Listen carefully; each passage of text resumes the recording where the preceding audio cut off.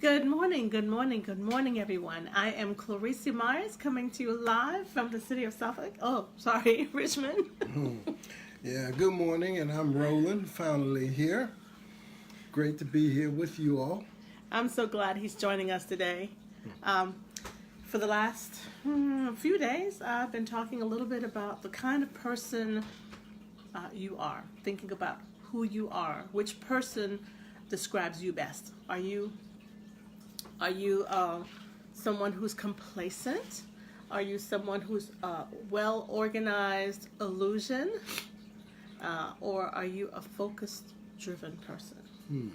And so this is a three-part. I'm going to try to wrap it up today on this particular topic. I've been listening to Tony Robbins. He is a motivational speaker, and he's just great. He has all this wealth of information. And before I go any further, let me just say who I'm speaking to. I'm speaking to, or where I should say, we're speaking to people who know that are destined for more, that they have more to give, and they are not content to just settling. And so this part is talking about changing your life, especially if you know within yourself that God has something for you to do, an important task or whatever, and you're not fulfilled where you are, then it's time to do something about it.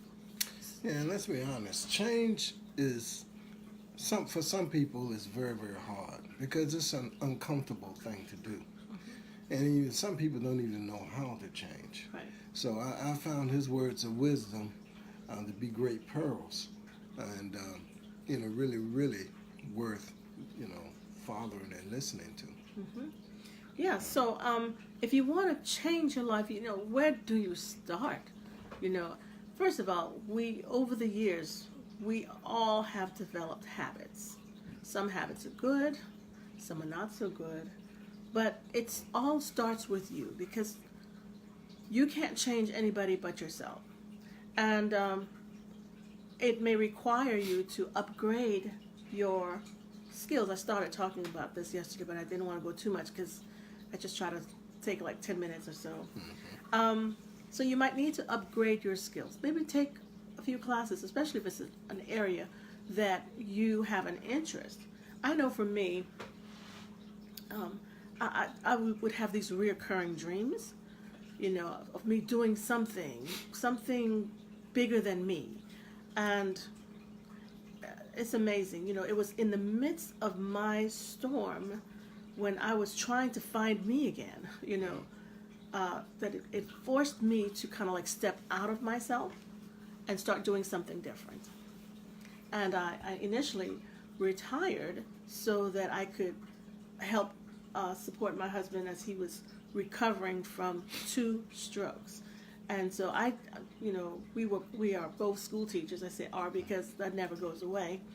But, I taught for 35 years? 35 years. And even though I knew I still enjoy teaching, I still love kids, I decided, I have to do something different. I needed to be able to support him. And in the midst of my storm, that's where I found a little jewel that I didn't even realize that I had. It's something I always wanted to do, but it made me reflect on me and start on my journey to discover what's great about me. Anyway, so it starts with you. Upgrade your skills. You may have to change your behaviors, and then you have to master your emotions. So I'm going to go into that a little bit because all these thoughts and these concepts, much of them came from Tony Robbins. And he, in his expressing his thoughts, he used little excerpts from Jim Rohn, who was his mentor. And I've been listening a lot to Jim Rohn as well. He has lots of little pearls and jewels that are, if we apply to our own lives, could change our thinking, change the way we do things. All right, so that was the first thing. It may require you to do a little exploration, upgrade yourself the way you think, your behaviors and even your skills. Did you want to add something else? Um, no, but you can explore in many different directions. You know, everybody has a book out these days, and and reading is a good thing, and you can find almost any topic you need at the library. So that could be an avenue. You know, these motivational tapes, which we listen to a lot. You know, that could be instrumental. Right. But the hardest part about change is changing. Right. It's just coming to that realization. Even the book that you wrote, probably the hardest part was getting started. It took one of your students to inquire about a book. Yeah, and I probably might save that. Maybe I can save that for the next time, or maybe since we're talking about it, let's go ahead and do it. Before I retired, I made this decision to retire, not just to be able to take care of Roland, but there was a storm going on in my life. So many things going on, and sometimes you just have to stop to analyze, okay, where are you? What do you need to do? And I needed to do some self-care. So I needed time for me also, because as I was trying to support him in his recovery, during that same time, my mom passed away. And so that was very devastating for me. So I excuse me, I decided, well, you know what? God has blessed me with a gift. I always love to write. And I love telling stories, children's stories. I love working with children. And so I said, well, what if he didn't recuperate? What if his abilities were limited and I needed to be at home to take care of him? And so what I did, I was out with him for 12 weeks of family medical leave, and then I returned to work. When I went back to work, it was very difficult to try to focus on making sure he took his medication, making sure he had everything he needed, and try to work with the boys and girls in planning, and then try to deal with the grief of losing my mom. I was in the midst of a storm. And so I made the decision, okay, I needed to do some self-care for me. So I told my boy, it was hard to tell my students that I was leaving. But I explained it to them. I said, well, some of the things that I've always wanted to do, which is to write, I will do some of that. And I read a story that I had written while I was working with him for the 12 weeks family medical leave, and I shared it in handwritten notes to my students. And I went on home, and I knew I was going to do this, but you know how I'm going to get around to it. Well, I'm going to do it. I'm going to do it later. I was one of those. You know there's something you have to do, and you just keep putting it off. I'll do it later. And a few months had passed by, and one of my good friends, my colleagues, she came to my house to visit Roland and myself, and she said, Clarissa, I got to tell you this. You know that student that you had, and she called his name, and I was trying to think of his last name. What is his last name? I couldn't even think of it. But she said, he kept running up to her and said, do you see Miss Myers? Do you see Miss Myers? And she said, yes. He said, well, I've been looking in Barnes & Nobles. I've been looking on Amazon. I've been checking on the bookshelves, and I cannot find your book. Because I told them I was going to have it published, but I hadn't done anything. And when my colleague told me what the student said, I said, oh man, I'm not a liar. And I said, okay, you know what? I got to do this because I cannot disappoint. If he's gone through all of this, looking for the book, I might as well go ahead and do what I need to do to publish it. And so that was the little jump start, the little kick in the behind that I needed to say, you know what, go ahead and do what you know you need to do. And so I started the process, and I stuck to it, and I followed through, listened to these motivational tapes, listening to what I knew within myself that I was capable of. I had to believe in myself. And yeah, I wasn't planning to say all that. I was just going to talk about what Tony Robbins and Jim Rohn said. Let me just add on to this, that to a child, whatever you say to them, they take it personally and they take it to heart.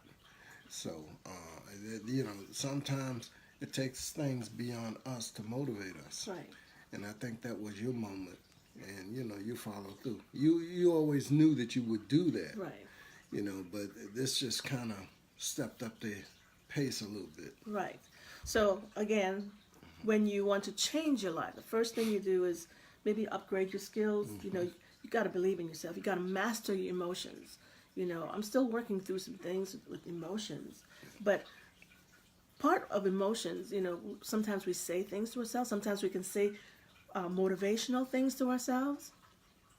That's good, and it gives us the food, the fuel that we need to keep pushing through. But sometimes we tell ourselves, oh, well, I can't do that. Oh, that's too hard. And we say negative things to ourselves, and that could also have an impact on our ability to move forward in accomplishing the goals that we've set for ourselves. Yeah, and sometimes it's good to hear from somebody else. You know things, but when you hear from somebody else, it kind of validates what you know. All right. So again, the second thing that Tony Robbins said, in addition to upgrading your skills and mastering emotions, he says, allow yourself to dream big. Now, when he said that, I said, oh, you know what? As a child growing up, I always knew that was something I wanted to do. I love to write. I wanted to be an author, but so life comes in the way, and you get stuck in that rut. Mundane. You go to work, you come home, you go to work, you try to take care of your family. You're doing so many other things that the dreams that you have for yourself somehow get buried.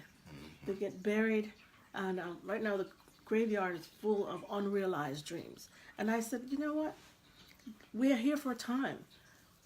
Today now we're going to be leaving to go back to Suffolk because we're going to attend the funeral of one of our friends. Tomorrow. And so, we have to make the best use of our time while we're here. And he also says, too, the moment you think of it, do it. Act on it. And, because there's nothing like the present. Because if you put it off, you end up finding more excuses to put things off. And it never gets done. He said, Walt Disney, if you can dream it, you can realize it, or something to that effect. If you can dream it, and especially if you've been having a recurring dream, like for me, I knew there was something that I needed to do, and it involved public speaking. I had no idea, I had no clue that the camera really intimidated me. And, I kind of got nervous and scared, and when I got in front of the camera first, I just kind of froze. And so I knew that was something I needed to overcome before I can move on to something else. Right. And so that's what I did. I started working on me. All right. And there was a third point, which is, get emotionally fit. And I kind of mentioned that earlier. Get emotionally fit. We believe what we tell ourselves. And if we tell ourselves or feed ourselves the negative, then that can hinder our progress. Yeah. Yes. Did you have something else you wanted to say? No, I just said sometimes success is in the effort. You're successful just by doing it, by working toward that goal. And a lot of times too, we may be amateurs at something, but when you apply yourself and you keep doing it, once I started doing lives, I realized that if I stop doing the lives every day, then those little feelings, those thoughts, you can't do that, doubt starts to creep back. And so I knew for me to get better at something, you have to practice.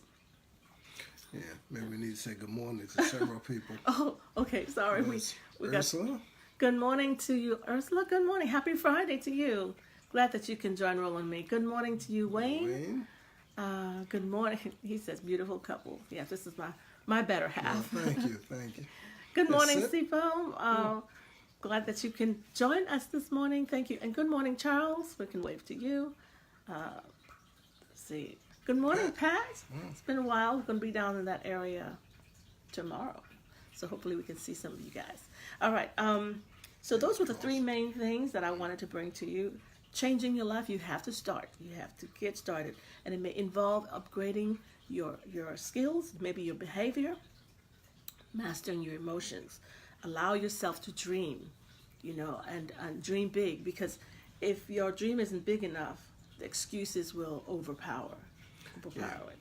And then thirdly, get control of your emotions. Our thoughts do matter, and if you think negatively, it does have an impact on your life. Whereas if you think positively, feed yourself positive, it will impact your life as well. Another thing too, we should build other people up too. Other people have dreams. Yes. So we need to be careful not to shoot down other people. Right. One thing he said that's kind of funny, they never built a statue of critics, so we need to try not to be critics. Yes. And I reflect now on another teacher who I was sharing with. She said she wrote a book, and she presented it to a group of writers, I guess seasoned writers, and I don't know, we have to be gentle with people, because they're putting their heart, they're putting their emotions out there, and sometimes they need just some validation or encouragement, motivation. Hey, keep on moving, keep pushing. Well, you always find a positive in something. Yeah. When we're dealing with the kids, that's one thing that, the principal tells, always tell a positive, and then you have your areas for improvement. Yeah. Yes. So that's what we have for you today, and we thank you for joining us this morning. I do have in the description a link for anyone who is an entrepreneur, someone who's thinking about starting a business, a community where you can get just about any information that you need to have a successful business. So it's 24 reasons to join this group. All right, so that's what we have for you today. The weekend is here. It's a little rainy up here, but make your weekend awesome. Anything else before we go? No, and just keep those dreams alive. That's right. And work toward them. Well, thank you for joining us, and we will see you Monday. Monday. Enjoy.